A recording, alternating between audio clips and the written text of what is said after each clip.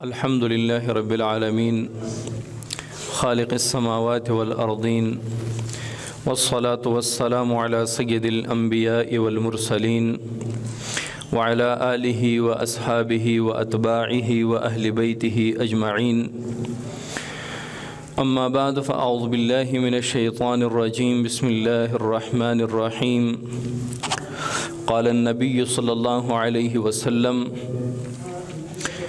اللهم إني أعوذ بك من جار السوء ومن زوج تشيبني قبل المشيب ومن ولد يكون علي ربا ومن مال يكون علي عذابا ومن خليل ماكر عيناه ترياني وقلبه يرعاني إن رأى حسنة دفنها وإن رأى سيئة أذاعها أو كما قال عليه الصلاة والسلام۔ آج تیسرا جمعہ ہے، رسول اللہ صلی اللہ علیہ وسلم کی ایک حدیث مبارکہ پہ بات ہو رہی ہے۔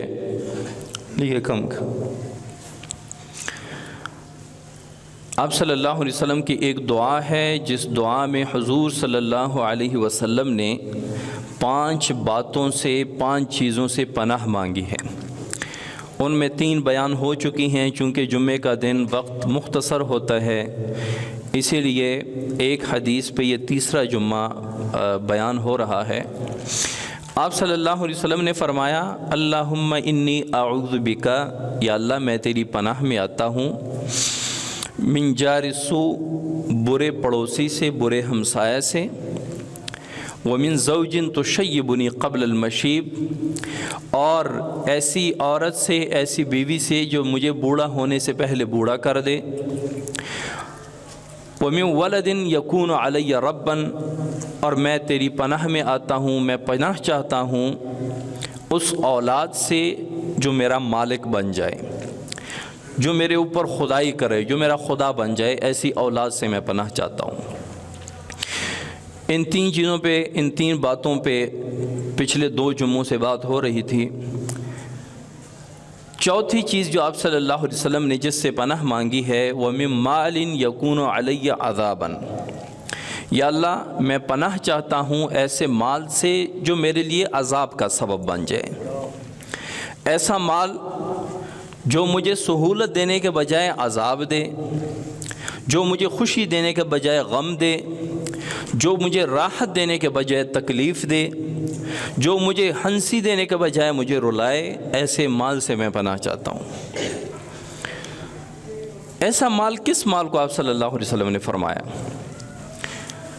آپ صلی اللہ علیہ وسلم نے فرمایا کہ قیامت والے دن عمر کے بارے میں بھی بات ہوگی کہ میں نے تمہیں عمر دیا، کہاں گزاری، جوانی دی، کہاں ضائع کر دی، میں نے تمہیں، اور مال کے بارے میں سوال ہوگا کہ کہاں سے کمایا ہے، کہاں لگایا ہے۔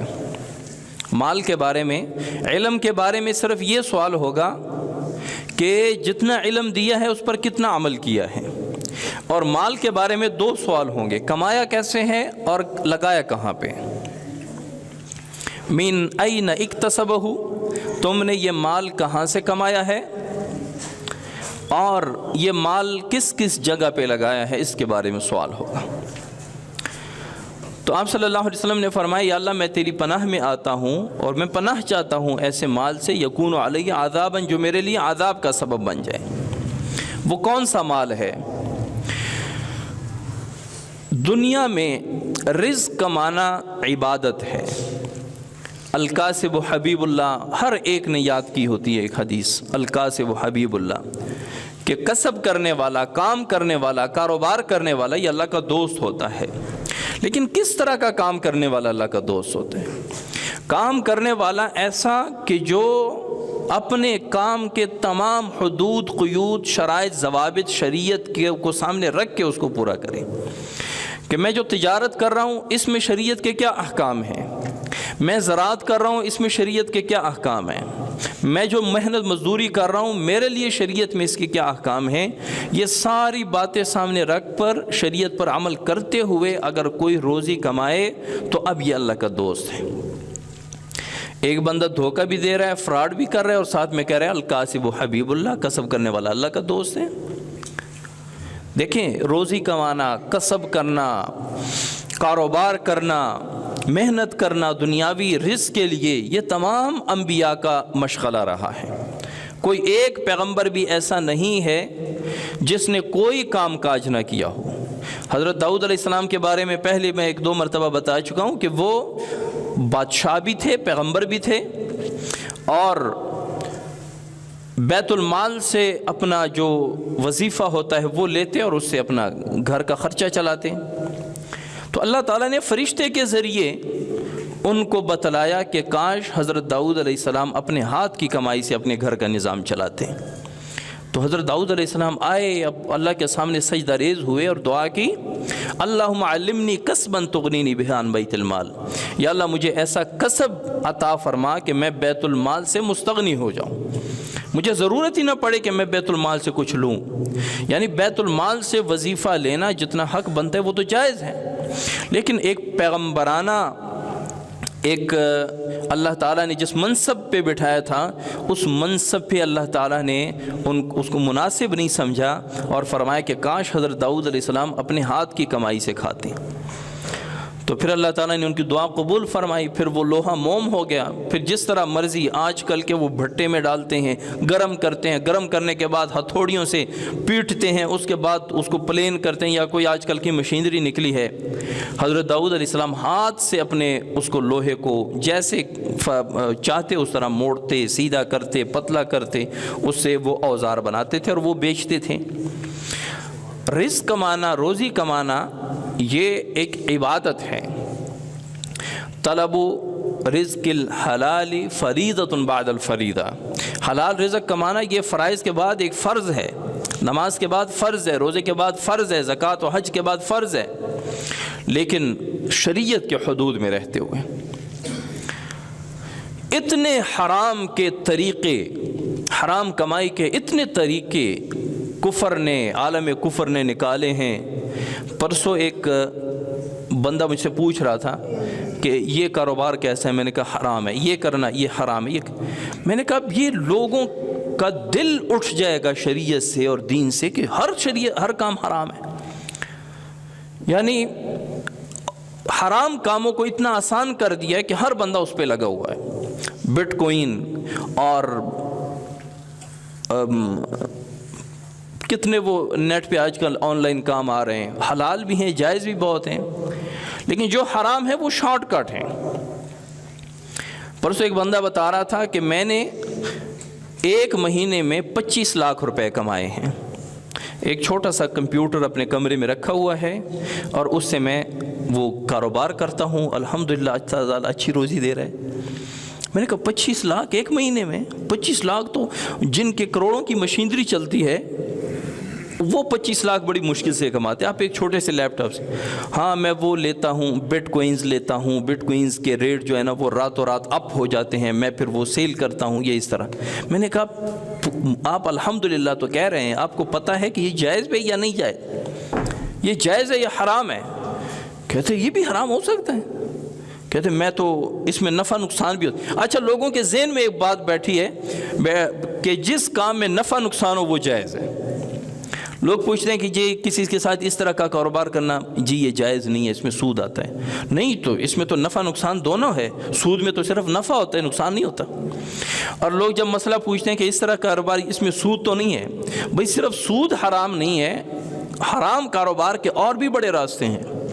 بے مجہول ہے، 2 آدمی بیٹھے ہوئے ہیں، آپ نے مجھے کہا کہ جی میری موٹر سائیکل ہے گھر پہ کھڑی ہے، 12 ماڈل ہے، تو وہ کتنے کی لیں گے؟ میں کہوں گا کہ جی 80,000 کی میری، تو حرام ہے، کیونکہ بے مجہول ہے، میں نے وہ چیز دیکھی نہیں ہے، میں دیکھوں گا، پرکھوں گا، اس کے بعد میرا آپ کا سودا ہو سکتا ہے۔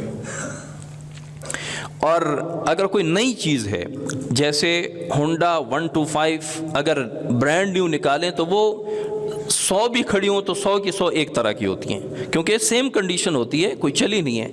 تو اس طرح کے موٹر سائیکل جو برانڈ نیو ہے، یا موبائل ہے ڈبہ پیک کہ فلاں نمبر کا موبائل، فلاں ماڈل، فلاں کمپنی کا، وہ میں آپ کو اتنے پیسے کا دوں گا، تو وہ بغیر دیکھے بھی وہ اگر تو اتنا پتہ ہو کہ جو لے رہا ہے اس کو پتہ ہے کہ اس کمپنی کا یہ ماڈل اس طرح کا ہوتا ہے، کیونکہ اس میں یہ نہیں ہوتا کہ جی آپ لائیں اور میں نے دیکھا نہیں یہ تو اتنے پیسوں کا نہیں ہے۔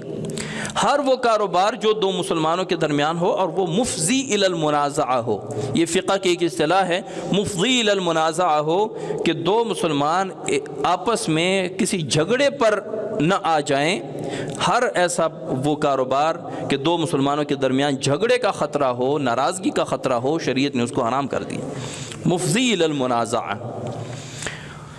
تو کاروبار، حرام کاروبار کے بڑے طریقے، اب وہاں سے نیٹ پہ آن لائن اتنے کاروبار آ رہے ہیں، لوگ دیکھ رہے ہیں کہ جی یہ جائز نہیں حرام، یہ جائز نہیں حرام۔ لوگ کہیں گے کہ بھی کریں کیا؟ اور بھائی اتنی صدیوں سے جو لوگ کر کے آ رہے ہیں، جب نہ کوئی انٹرنیٹ تھا نہ آن لائن تھا، یا جو اس وقت بغیر کمپیوٹر کے آن لائن کاروبار کے جو کر رہے ہیں اور اللہ تعالیٰ اچھی روزی دے رہے ہیں، وہ نہیں کر سکتے شارٹ کٹ کے چکر میں، شارٹ کٹ کے چکر میں۔ اچھا اسے پھر میں نے بتایا کہ یہ پھر 25 لاکھ پھر نکلوائیں، کہتے ہیں نہیں وہ تو وہی بات میں کر رہا تھا کہ وہ پھر ایسا ہوا کہ مجھ سے تھوڑی سی غلطی ہو گئی، وہ 25 لاکھ سارے میرے واپس اکاؤنٹ سے ڈیڈکٹ ہو گئے، ختم ہو گئے۔ میں نے کہا یہ کاروبار، صحیح کاروبار جو ہوتا ہے وہ آتے بھی مشکل سے ہیں، جاتے بھی مشکل سے ہیں۔ حرام کاروبار کے آنے کا بھی پتہ نہیں چلتا، ابھی جیب خالی ہے، گھنٹے بعد میں 2-3 لاکھ 5 لاکھ کا مالک بن جاؤں، ابھی میرے پاس 5 لاکھ ہیں، تھوڑی دیر بعد مجھے پتہ ہی نہیں چلا میرے سارے پیسے غائب ہو گئے۔ جائز حلال کاروبار میں ایک برکت بھی ہوتی ہے، حرام کاروبار میں برکت نہیں ہوتی، پتہ نہیں چلتا، پیسے آ تو رہے ہیں، جا رہے ہیں، آ رہے ہیں، جا رہے ہیں، لیکن کوئی سمجھ نہیں آ رہی۔ تو رسول اللہ صلی اللہ علیہ وسلم نے فرمایا وَمِن مَالٍ يَكُونُ عَلَيَّ عَذَابًا، یا اللہ میں ایسی مال سے پناہ چاہتا ہوں، ایسے مال سے جو میرے لیے عذاب کا سبب بنے۔ ایک مجھے ترس آتا ہے ان لوگوں پہ جو گھر کا سربراہ ہوتا ہے اور اس کے پیچھے فیملی میں 5 8 10 20 50 لوگ ہیں، اس کے بھائی بیٹے، ماں باپ، بیوی بچے پوتے، اور وہ ان کے لیے کما رہا ہے، کاروبار میں بڑا وہ ہے، وہ جا کے کسی سے جھوٹ بول رہا ہے، کسی کے ساتھ جھوٹی قسمیں، کسی کو دھوکہ دے رہا ہے، کہیں سے حرام مال کما رہا ہے، اور اپنی فیملی کو وہ سپورٹ کر رہا ہے، فیملی کو کھلا پلا رہا ہے۔ اب اس کو میں بیچارہ اس لیے کہتا ہوں، ترس مجھے اس لیے آتا ہے کہ وہ 50 لوگ آرام سے بیٹھ کے کھا رہے ہیں، یہ اپنے لیے جہنم کا ایندھن بنا رہا ہے۔ یہ تو کھلاتا پلاتا دنیا سے چلا گیا، اب جو انہوں نے حرام کھلائے اپنے گھر والوں کو، ان سب کا وبال اور گناہ بھی اس کے اوپر ہے۔ اور آگے سے کہتے ہیں جی نہیں آج کل تو اتنی بڑی فیملی بغیر اس کے چل نہیں سکتی، کوئی حلال سے کما کے دکھا دے، یعنی بڑی دلیری سے یہ کہہ بھی دیتے ہیں کہ نہیں آج کل جھوٹ کے بغیر، قسموں کے بغیر، دھوکہ فراڈ کے بغیر کام نہیں چلتا، فائدہ ہی نہیں ہوتا۔ ایک مسلمان جب یہاں پہ آ جائے، مولانا جامی رحمۃ اللہ علیہ ہمارے شرح جامی کے مصنف ہیں، بہت بڑے اللہ والے ہیں، ان کے پاس کچھ جوان آئے، بعض دفعہ یہ جوان جو ہے نا وہ ہوتے تو جوان ہیں لیکن نظر ان کی بڑی محدود ہوتی ہے، وہ اللہ والے کو نہیں پہچانتے، وہ کسی عالم کی قدر کو نہیں جانتے، کسی بزرگ کی قدر کو نہیں جانتے، اور ان سے اسی طرح بیہیو کرتے ہیں جس طرح عام لوگوں کے ساتھ۔ تو وہ لڑکے آئے، منڈے کھنڈے تھے، اور انہوں نے کہا مولانا وہ جو یہاں پہ ہمارے قریب پل نہیں تھا، پل جس کے ہم اوپر دوسری بستی میں جاتے تھے، وہ پل یہاں سے چلا گیا، اب دوسری بستی والوں کے پاس چلا گیا، پتہ نہیں ہم سے ناراض ہوا یا نہیں۔ تو حضرت نے فرمایا چلو دعا کرتے ہیں اللہ کریم واپس لے آئے۔ ساتھ بیٹھے والے لوگوں نے پوچھا کہ حضرت یہ کوئی بات ہے، آپ ان کو ڈانٹتے، آپ نے دعا کر دی؟ تو مولانا جامی رحمۃ اللہ علیہ نے کیا بات فرمائی، فرمایا کہ کیا آپ کا کیا مطلب ہے کہ وہ جھوٹ بولتے تھے؟ فرمایا وہ تو واضح جھوٹ ہے۔ فرمایا نہیں، میں پل کا ایک جگہ سے دوسری جگہ جانا تو میں مان سکتا ہوں، مسلمان کا جھوٹ بولنا میں نہیں مان سکتا، کہ ایک مسلمان جھوٹ بولے یہ میں نہیں مان سکتا۔ پل کیا چیز ہے، ایک جگہ سے دوسری جگہ چلا گیا، لیکن مسلمان کے بارے میں تو رسول اللہ صلی اللہ علیہ وسلم نے فرمایا، اسلامی تعلیمات ہے کہ مسلمان جھوٹ نہیں بول سکتا۔ لیکن آج کا مسلمان کہہ رہے کہ جھوٹ کے بغیر کاروبار کوئی کر کے دکھائے، جھوٹ کے بغیر کام نہیں ہوتا۔ تو آپ صلی اللہ علیہ وسلم نے فرمایا وَمِن مَالٍ يَكُونُ عَلَيَّ عَذَابًا، یا اللہ میں ایسے مال سے پناہ چاہتا ہوں جو میرے لیے عذاب۔ یہ دعا مانگا کریں، یہ دعا ہمیشہ مانگا کریں، عربی میں مانگ سکتے ہیں اللہم انی اعوذ بک من مال یکون علی عذابا. اگر اس طرح نہیں مانگ سکتے تو اردو میں اپنی زبان میں پشتو میں مانگیں یا اللہ مجھے میں ایسی مال سے پناہ چاہتا ہوں جو میرے لیے وبال بنے، میرے لیے عذاب بنے. میں ایسے مال سے پناہ چاہتا ہوں یا رب یا اللہ مجھے ایسے مال سے بچائے رکھنا.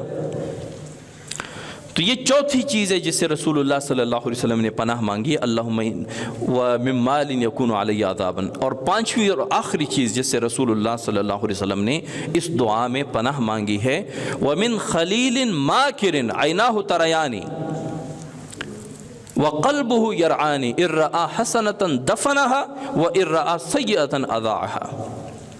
اور میں ایسے دوست سے پناہ چاہتا ہوں. رسول اللہ صلی اللہ علیہ وسلم فرماتے ہیں وَمِن خَلِيلٍ مَاكِرٍ، ماکر مکر کرنے والے، چال باز، جو اپنے دوست کے ساتھ بھی چال وال چلتا ہے، اپنے دوست کے ساتھ بھی وہ حربہ کرتا ہے، چال چلتا ہے.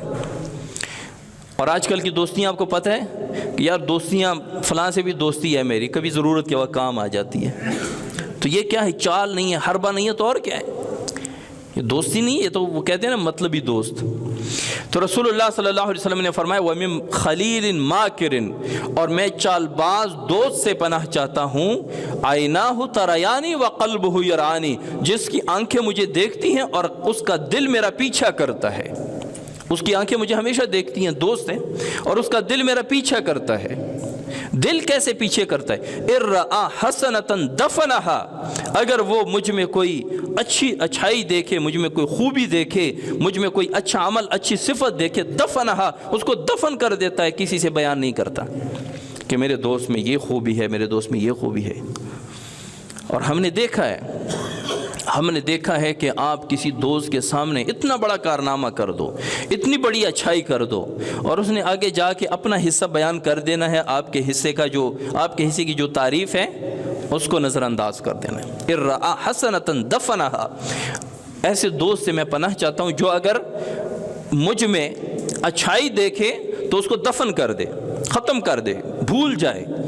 وَإِن رَآ سَيِّئَةً أَضَاعَهَا، اور اگر میرے اندر کوئی خامی دیکھے، کوئی بری صفت دیکھے، أَضَاعَهَا، لوگوں کو بیان کرتا پھرے. میں ایسے دوست سے پناہ چاہتا ہوں. یہ دوست نہیں ہے، دوست کی شکل میں دشمن ہے.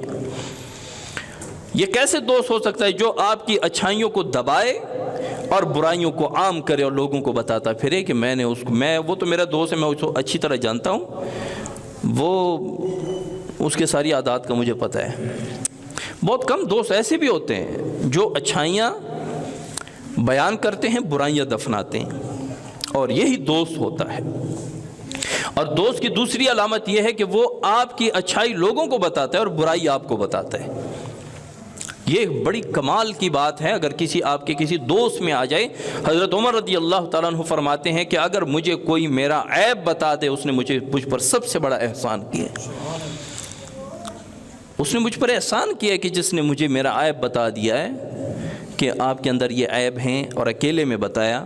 تو میں کیا کروں گا؟ کل کو دنیا کے سامنے اگر وہ عیب مجھ پہ موجود ہوگا تو ساری دنیا ہنسیں گی. تو اس نے مجھ پر اتنا احسان کیا کہ اب میں وہ عیب کو ختم کر دوں گا، وہ جو بری صفت ہے وہ ختم کر دوں گا، لوگوں کے سامنے نہیں آئے گی. تو دوست رکھنا، دوست بنانا یہ اچھی بات ہے. آپ صلی اللہ علیہ وسلم نے دوستی کرنے، دوست بنانے کو نصف عقل کہا ہے.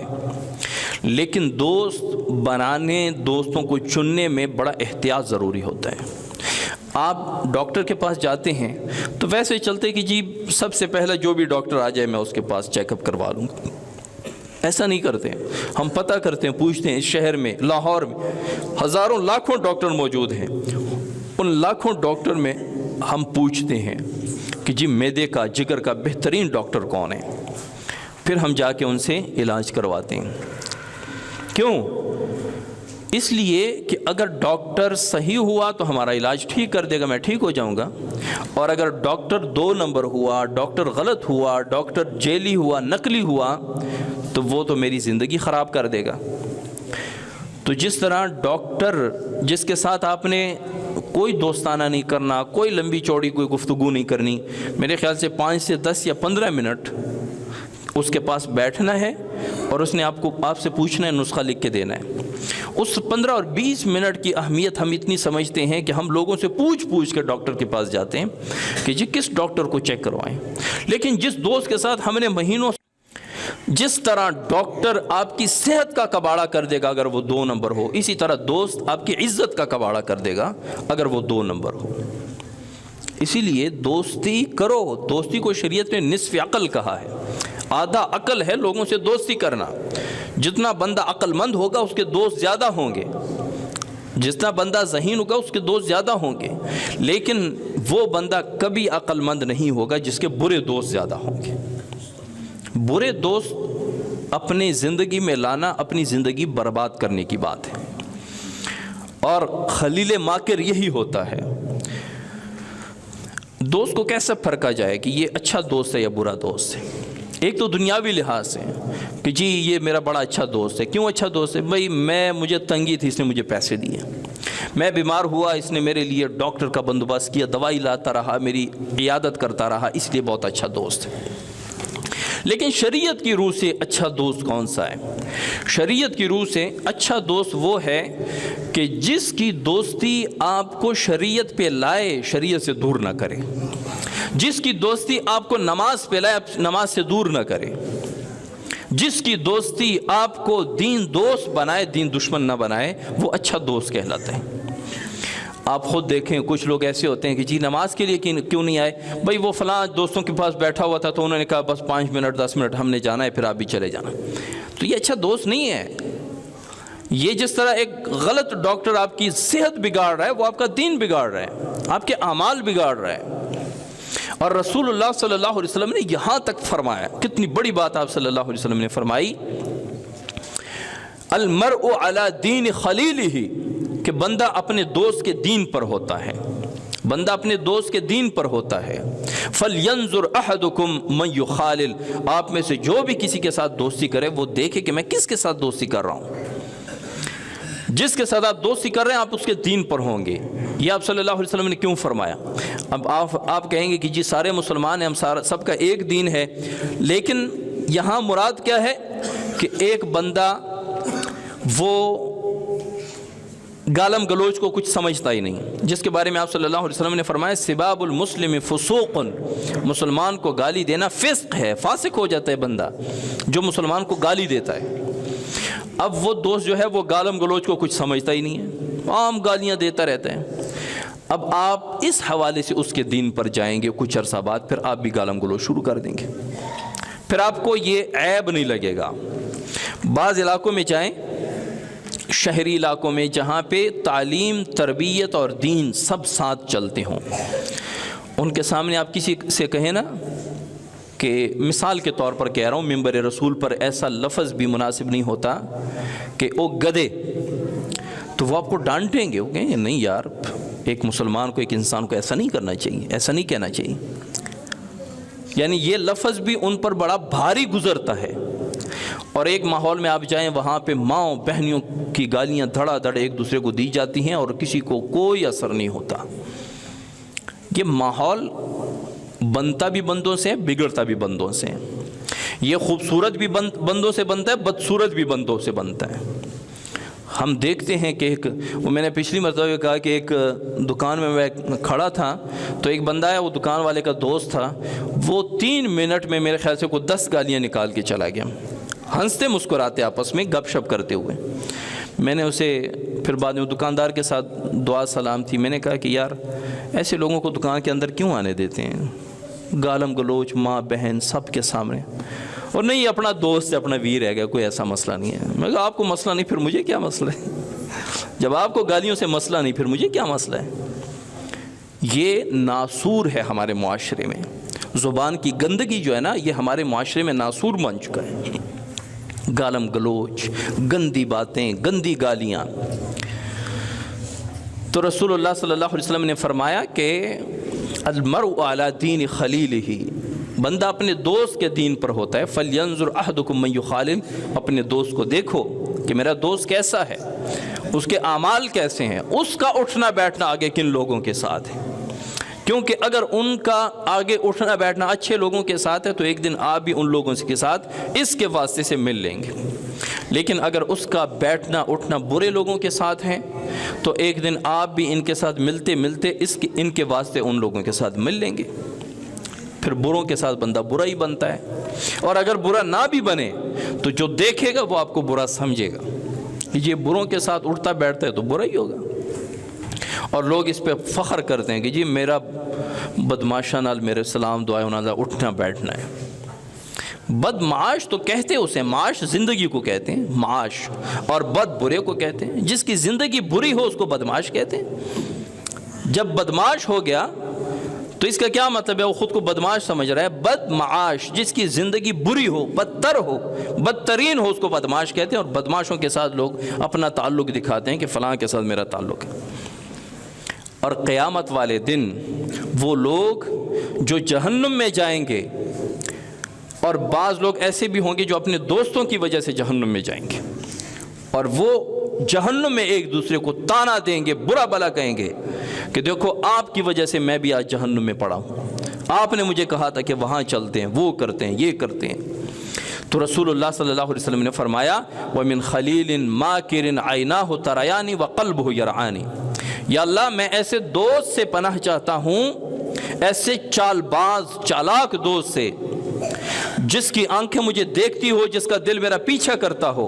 اِرَّأَ حَسَنَةً دَفَنَهَا، اگر وہ مجھ میں کوئی اچھائی دیکھے اس کو دفن کر دے، وَإِرَّأَ سَيِّئَةً عَذَاهَا، اور اگر مجھ میں کوئی برائی دیکھے تو دنیا کو بتاتا پھرے۔ میں ایسے دوست سے پناہ چاہتا ہوں۔ اللہ کریم ہمیں اچھے دوست رکھنے کی توفیق عطا فرمائے، اور برے لوگوں سے، برے دوستوں سے دوری نصیب فرمائے۔ وَمَا عَلَيْنَا إِلَّا الْبَلَاغُ۔